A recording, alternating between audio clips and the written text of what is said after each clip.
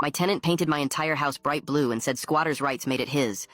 My tenant Lyle had been renting my property on Maple Street for exactly 18 months. Ever since he'd read some article online about adverse possession, he'd been acting like he owned the place. He'd tell the neighbors he was planning renovations. Tell the mailman this was the Lyle residence now. Even had business cards printed with my property address listed as Lyle's estate. His buddy Frank from the bar encouraged him. Possession is 9/10 of the law, brother. You've been there almost 2 years. That house is basically yours. Lyle had done the math. In our state, adverse possession kicked in at 24 months of continuous occupation if the owner didn't properly maintain oversight. He figured I lived 3 states away, only visited once a year. Perfect situation for a taking. What Lyle didn't know was that I visited every 6 weeks. I just came at night to check the exterior and review my property manager's reports. Last Tuesday, I got a call from my property manager, Janet. You need to see your house. Today. I drove 4 hours thinking maybe there was storm damage or a break-in. What I found was my beautiful Victorian home, the one my grandmother left me, painted electric blue. Not navy, not sky blue. Electric neon, assault your eyeballs blue. Every inch of siding, trim, even the front door. Lyle was on the porch with a beer, admiring his work. He saw me pull up and grinned. Hey, landlord. Or should I say former landlord. Love what I've done with my place? I stood there staring at my destroyed property. Your place? What are you talking about, Lyle? He pulled out a folder of printed internet articles. Adverse possession. I've been here 18 months making improvements, maintaining the property. You barely show your face. Another 6 months and this place is legally mine. Painting it is just establishing my claim, making it clear to everyone that Lyle Wooten lives here now. I looked at the paint job closer. It was even worse than I thought. He'd painted over the vintage brass fixtures, the stained glass window details, everything. This paint job must have cost thousands, I said. Lyle laughed. $8,000 actually. Premium weatherproof paint, 5 coats. Had a whole crew here last weekend while you were sitting in your apartment 3 states away. This is an investment in my future property. Janet was taking photos of everything. She whispered to me, he paid cash. Bragged to the whole paint crew about how smart he was. The neighbors had come out to watch. Mrs. Hendricks from next door shook her head. He had 10 guys here with sprayers. Said you gave him permission to express himself. We knew something was wrong, but he showed us those articles about squatters' rights. My phone rang. It was Tom from the paint store. Hey, I heard about what happened to your grandmother's house. Just wanted you to know something interesting. What's that, Tom? Well, Lyle came in last week, bought $8,000 worth of our premium series paint. Paid cash. But here's the thing. He specifically asked for the stuff that bonds permanently. Said he wanted it to be impossible to remove. Tom paused. That paint he used? It's got lead-based primer underneath. We haven't sold that in 15 years. He must have gotten it from some shady supplier to save money, then covered it with our good stuff on top. I asked Tom why that mattered. Lead paint violations are federal crimes, he explained. EPA fines start at $37,000 per day. And if he disturbed existing lead paint without proper remediation, that's criminal charges. Plus, anyone who knowingly applies lead paint to a rental property they don't own, that's considered environmental terrorism. I thanked Tom and turned to Lyle, who was still grinning like he'd won the lottery. Lyle, did you check what kind of primer you used? He waved me off. Who cares about primer? The important thing is this house is mine now, or will be in 6 months. Janet pulled out her tablet. Actually, Mr. Wooten, adverse possession in this state requires 24 months of hostile possession. You've been here 18. But more importantly, you've been paying rent every month. She showed him his payment history. Adverse possession requires occupation without permission. Every rent payment you made is legal acknowledgement that you're a tenant, not an owner. You can't claim squatters' rights while simultaneously paying rent. Lyle's face went red. Then I'll stop paying rent. Janet smiled. Then you'll be evicted in 30 days for non-payment. An eviction resets any adverse possession claim to 0. But here's the real problem, Mr. Wooten. She pulled up environmental regulations on her tablet. The screen glowed with official government seals and dense legal text. Janet scrolled through section after section, her finger tapping each violation as she read them aloud. Federal law prohibits the application of lead-based paint on any residential property constructed after 1978, and it absolutely prohibits applying it to rental properties, regardless of construction date. She turned the tablet so Lyle could see the numbers. Violations start at $37,000 per day. That's not a typo. Per day. Not a one-time fine. Lyle's grin cracked at the edges. His beer can paused halfway to his mouth. Mrs. Hendricks leaned over her fence to hear better, and I noticed 3 other neighbors had wandered closer to their property lines. This was better entertainment than anything on cable. Janet kept reading. Environmental contamination of a rental property occupied by tenants carries additional penalties under the Clean Air Act and requires immediate EPA notification. She looked up at Lyle. The moment Tom called your landlord, he was legally required to report this. The EPA already knows. Lyle set his beer down on the porch railing. His folder of internet articles suddenly looked very thin compared to Janet's tablet full of actual federal regulations. I pulled out my phone and called Tom back. Can you email me everything you have on Lyle's purchase? Every receipt, every question he asked, everything. Tom's voice came through clearly on speaker. Already compiling it. Give me 5 minutes.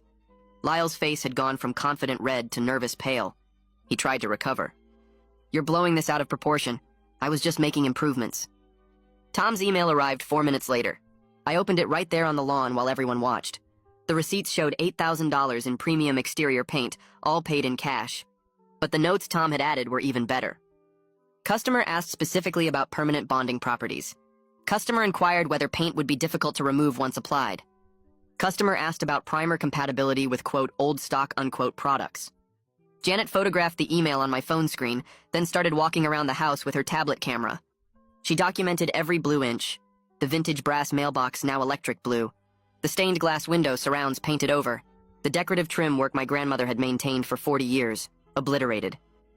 Lyle followed her around the porch. What are you doing? Making a record of all unauthorized modifications to my client's property. She didn't look up from her camera. Every violation, every damaged historical feature, every square foot of contaminated surface. I called the city code enforcement office next. My tenant painted my rental property without permission and used hazardous materials. The woman on the phone asked for the address. When I gave it, she made a small noise of recognition. The Blue Victorian on Maple? We've had 3 neighbor complaints already. Someone will be there within 2 hours. Lyle tried to go inside, but I blocked the porch steps. You need to stay out here and talk to code enforcement when they arrive. He pulled out his phone and called someone. Frank, it's getting complicated. You need to come over. I could hear Frank's voice through the speaker telling Lyle to stay calm, that he had rights, that possession was still 9/10 of the law. Mrs. Hendricks shook her head and went back to her garden, but she kept glancing over with obvious interest. Hugo Masterson arrived 90 minutes later in a city vehicle with official logos on the doors. He wore a polo shirt with a code enforcement badge and carried a clipboard thick with forms. He walked the property perimeter first, taking photos from every angle. Then he approached Lyle, who was still on the porch looking increasingly uncomfortable. You're the tenant? Lyle nodded. Hugo made notes. Did you obtain permits for this exterior modification? No, but I don't need permits for my own property. Hugo stopped writing and looked up. This isn't your property according to county records. Did you get written permission from the property owner? Lyle gestured at me. He's right there, and no, Hugo turned to me. Did you authorize this paint job? Absolutely not. Hugo made more notes, then pulled out a testing kit from his vehicle. I need to take paint samples. The county lab will test for lead content and other hazardous materials. He scraped samples from 6 different locations on the house, each one going into a labeled evidence bag. Lyle watched the process with growing dread. The confident grin was completely gone now. Hugo finished his sampling and handed Lyle a violation notice. Unauthorized exterior modifications to a rental property. Failure to obtain required permits. Potential environmental contamination. He handed me a copy too. You'll receive the lab results within 24 to 48 hours. If lead is confirmed, EPA will be notified automatically. After Hugo left, Lyle finally dropped the act. He sat down on the porch steps with his head in his hands. Look, maybe I got some bad advice. Maybe we can work something out. I can repaint it, whatever color you want. Janet stood over him with her tablet. Mr. Wooten, that paint is bonded permanently. Remember? You specifically asked for paint that would be impossible to remove. Tom's notes document that. You can't just repaint over lead-contaminated surfaces. That requires professional hazmat remediation. She pulled up more regulations. And you can't do any remediation work yourself. Federal law requires licensed contractors with EPA certification. Lyle's phone rang. He looked at the screen and didn't answer. It rang again. Finally, he picked up. What? His face changed as he listened. Yeah, I'm still at the house. Why? He stood up fast. The EPA is coming? When? He looked at his phone. Tomorrow morning. They want to inspect the property. Janet smiled. That was faster than I expected. Usually takes 3 to 5 business days. Must be a slow week for environmental crimes. Lyle started pacing the porch. This is insane. I was trying to improve the value. I was making the place nicer. I pointed at the electric blue siding. You think this is nicer? You painted over historical features that took my grandmother years to restore. You used illegal hazardous materials. You deliberately chose products that would be permanent. Nothing about this was improvement. It was sabotage. Janet checked her tablet. Actually, Mr. Wooten, painting a Victorian home in a historical district this color without approval decreases its value significantly. I pulled up comparable sales earlier. Similar homes in original condition sell for around $400,000. I showed Lyle the listings on my phone. Your blue paint job? Based on remediation costs and lost historical value, you've decreased this property's worth by at least $50,000. And that's before we factor in the lead contamination. Lyle sat back down. His hands were shaking. $50,000? Plus EPA fines? Plus remediation costs? Janet nodded. Plus my legal fees for handling this situation. Plus lost rental income while the property is uninhabitable. Plus code enforcement penalties. She started adding numbers on her tablet calculator. You're looking at well over $200,000 in damages, Mr. Wooten. Possibly much more depending on how long the EPA fines accumulate. Lyle put his head in his hands again. Frank told me this would work. Frank said squatters' rights were real. Frank said I could claim the house. I sat down on the porch railing. Frank doesn't have a law degree, does he? Lyle shook his head. Frank works at the tire shop, but he reads a lot online. He knows stuff. Janet closed her tablet. Mr. Wooten, reading articles online doesn't make someone a legal expert. Adverse possession is real, but it has very specific requirements that you never came close to meeting. You paid rent every single month. You had a signed lease. You were never in hostile possession. You were just a tenant with delusions. The neighbors were still watching from their yards. I looked at Lyle sitting on the porch steps with his head in his hands. Mrs. Hendricks walked over to her property line and called out to me. I've got something you need to see. She went inside and came back with a folder. These are copies of statements I made for code enforcement. She handed me the papers. I watched Lyle tell that entire paint crew he was claiming this house through squatters' rights. He was so proud of himself. 3 of the crew members gave me their phone numbers because they felt bad about what he was doing. I thanked her and added the statements to my growing file of evidence. Janet was already on her phone. I'm calling remediation companies right now. She spoke with someone for several minutes, asked about lead paint protocols, and wrote down numbers. The first estimate she got was $95,000 for complete hazmat removal and disposal. She showed me the quote on her phone. Lyle looked up when he heard the number. $95,000? For paint removal? Janet nodded. Lead paint requires specialized contractors with EPA certification. Full hazmat suits, special disposal procedures, air quality monitoring. This isn't something you can just paint over or sand off yourself. She pulled up more regulations. If you try to remove it without proper certification, that's additional federal violations. Lyle stood up and started pacing again. I don't have $95,000. I barely had the $8,000 for the paint job. I looked at him directly. You should have thought about that before you deliberately used lead-based primer to save money. Tom's documentation shows you specifically asked for permanent bonding paint. You wanted this to be impossible to remove. Now you're paying for professional removal. Janet added the remediation costs to her tablet. With EPA fines, code violations, and now remediation, you're over $200,000 in damages. And that's before we calculate lost rental income while the property is uninhabitable. Lyle pulled out his phone and started texting someone. Probably Frank. Janet noticed. Calling your bar buddy won't help. The evidence is documented. The violations are federal. The fines accumulate daily. She looked at her watch. You've been in violation for 3 days now. That's $111,000 in EPA fines alone. The next morning, Lyle stopped by the property manager's office. Janet called me immediately. He just tried to stop paying rent.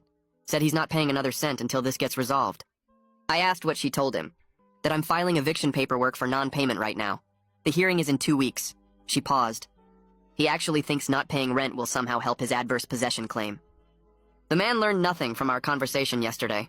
Over the next week, code enforcement collected more statements. Mrs. Hendricks provided detailed written testimony about what Lyle told the paint crew. She documented dates, times, and specific quotes. 3 crew members also gave statements. They all said the same thing. Lyle specifically instructed them to make the paint job permanent. He told them he wanted it impossible to remove because he was claiming ownership through squatters' rights. One crew member even kept text messages where Lyle asked about the most permanent paint application methods. Hugo from Code Enforcement showed up at my hotel with a thick folder. I've issued formal violations. He spread papers across the table. Unpermitted exterior work, environmental contamination, reduction of property value in a historic district. The fines total $18,000. Plus, the violations mean Lyle cannot legally occupy the property until everything is cleared. I asked how that affected my eviction case. Hugo smiled. It means even if he tried to fight the eviction, which he can't because he stopped paying rent, he still can't live there due to code violations. You've got him from multiple angles. 2 weeks later, the eviction hearing arrived. I sat in the courtroom with Janet and my attorney. Lyle walked in carrying a folder of printed internet articles, the same articles he'd shown me on the porch. The judge called the case. Lyle immediately started talking about adverse possession. The judge held up one hand. Mr. Wooten, have you been paying monthly rent on this property? Lyle hesitated. Well, yes, but I stopped 2 weeks ago to establish hostile possession. The judge looked at Janet. Do you have payment records? Janet handed over 18 months of rent payments, every single one documented and cleared. The judge reviewed them for about 30 seconds. Mr. Wooten, you cannot claim adverse possession while simultaneously paying rent. Every payment you made is legal acknowledgement of your tenant status. Your claim has no merit whatsoever. Lyle pulled out his articles. But these say that if you occupy property for long enough. The judge cut him off. Those articles assume hostile occupation without the owner's permission. You had a signed lease, you paid rent monthly, you were never in hostile possession. She looked at the property damage evidence Janet provided. You also caused significant damage to the property using hazardous materials. The judge ruled in my favor immediately. Lyle had 72 hours to vacate completely. She also added a restraining order preventing him from returning to the property for any reason. Lyle stood there holding his internet articles. This isn't right. I did everything the articles said. The judge closed the file. The articles were wrong. Or more likely, you misunderstood them completely. 72 hours, Mr. Wooten. 3 days later, Lyle was still at the house. I drove over with Janet and found him sitting on the porch with all his belongings packed but refusing to leave. The house is mine. I'm not going anywhere. Janet pulled out her phone. I'm calling the sheriff. Within an hour, 2 deputies arrived. They reviewed the eviction order and the restraining order. One deputy walked up to the porch. Mr. Wooten, you need to leave now. Lyle didn't move. This is my property. I claimed it through adverse possession. The deputy looked at his partner. We're going to remove you now. They physically escorted Lyle off the porch and onto the sidewalk. His belongings followed. Boxes, furniture, everything stacked on the curb. Lyle stood next to his stuff, still insisting the house was legally his. Janet had the locksmith ready. While Lyle watched from the sidewalk, the locksmith changed every lock on the property. Front door, back door, side entrance, garage. Mrs. Hendricks came out on her porch to watch. She shook her head at Lyle's continued delusion. You did this to yourself. Everyone tried to tell you. Meanwhile, Frederick's EPA investigation had expanded. He called me that afternoon. We found Lyle's supplier. Guy's been selling illegal lead-based paint products to multiple people. Lyle just got subpoenaed to testify about where he bought the primer and why he specifically sought out lead-based products. I asked how that affected Lyle's situation. Frederick explained that cooperation might reduce his personal fines slightly, but the violations still stood. And if he refuses to cooperate, that's obstruction. More charges, more fines. I filed the civil lawsuit the next day. My attorney put together damages for property destruction, lost rental income during remediation, the $95,000 in remediation costs, EPA fines, code enforcement penalties, and legal fees. The total exceeded $300,000. My attorney was realistic about collection. We'll get a judgment. But Lyle doesn't have that kind of money. We'll be garnishing his wages for the next 20 or 30 years. Small monthly payments that barely cover interest. The remediation crew arrived the following Monday. They showed up in full hazmat suits with specialized equipment. The lead paint removal process was careful and slow. Every surface had to be treated properly. The contaminated materials went into sealed containers for special disposal. Air quality monitors ran constantly. The work took 3 full weeks. I documented everything with photos and detailed receipts, every day of work, every piece of equipment, every disposal fee. The final bill came to exactly $95,000 as estimated. Frederick completed his EPA investigation 6 weeks after the initial violation. He determined that Lyle's actions were willfully negligent. The evidence showed Lyle deliberately sought out lead-based primer to save money on his paint job. He knew about the hazards but used the illegal materials anyway. The final EPA fines totaled $222,000 for 6 days of violations before remediation began. Frederick filed a formal report recommending criminal prosecution for environmental crimes. The district attorney got Frederick's report 3 days after he filed it. I got a call from my attorney saying the DA's office wanted to meet with me to discuss criminal charges against Lyle. I drove back to town and sat in a small conference room while the assistant district attorney reviewed stacks of documents. She was young, maybe 30, and she kept shaking her head as she read through the EPA violations, the code enforcement reports, and all the witness statements from neighbors and the paint crew. The evidence was overwhelming. Lyle had deliberately sought out illegal materials, applied them to property he didn't own, created environmental hazards, and then bragged about it to everyone who would listen. The assistant DA looked up from the papers and told me they were filing charges for reckless endangerment, criminal property damage, and environmental violations. She explained that normally they might offer a deal immediately, but Lyle's actions were so brazen and well documented that they wanted to send a message. 2 days later, Janet called to tell me Lyle had been arrested at his new apartment. The bail was set at $15,000, which apparently took Lyle 3 days to scrape together. He got released but had to surrender his passport and stay in the county. His court date was scheduled for 6 weeks out.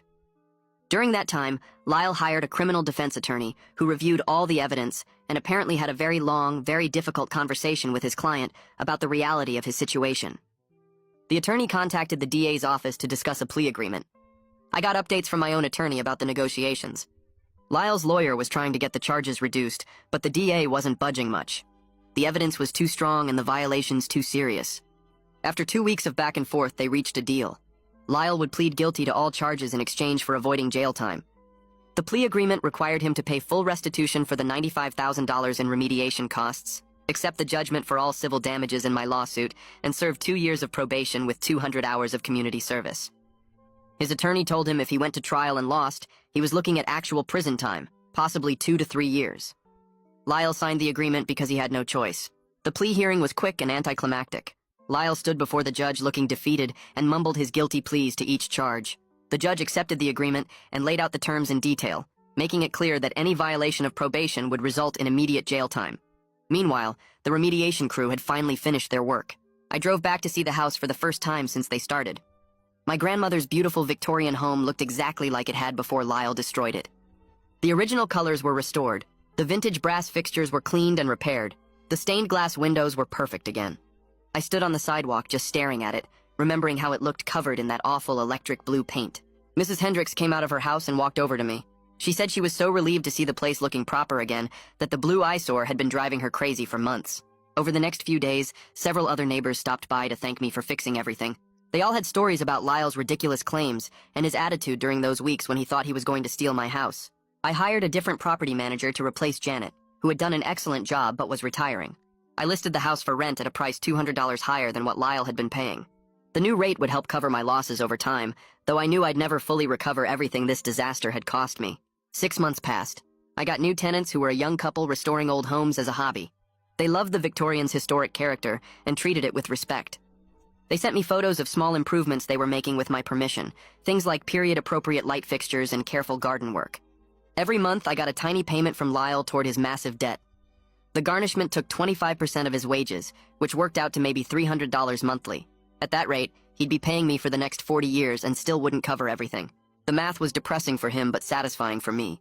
I started visiting the property regularly again, not just to check on things, but because I genuinely enjoyed it. Sometimes I'd drive past Lyle's new apartment, a rundown place in the bad part of town, and think about how he'd destroyed his own life over a stupid internet fantasy. Frank apparently stopped hanging out with Lyle after watching his bar buddy lose everything. Mrs. Hendricks told me Frank actually apologized to her for encouraging Lyle's delusion. Tom at the paint store now used the whole story as a cautionary tale. Whenever someone came in asking about cheap primers or trying to cut corners on a paint job, Tom would tell them about the guy who thought he could steal a house with blue paint and lead-based primer, then ended up with a criminal record and debt that would follow him forever.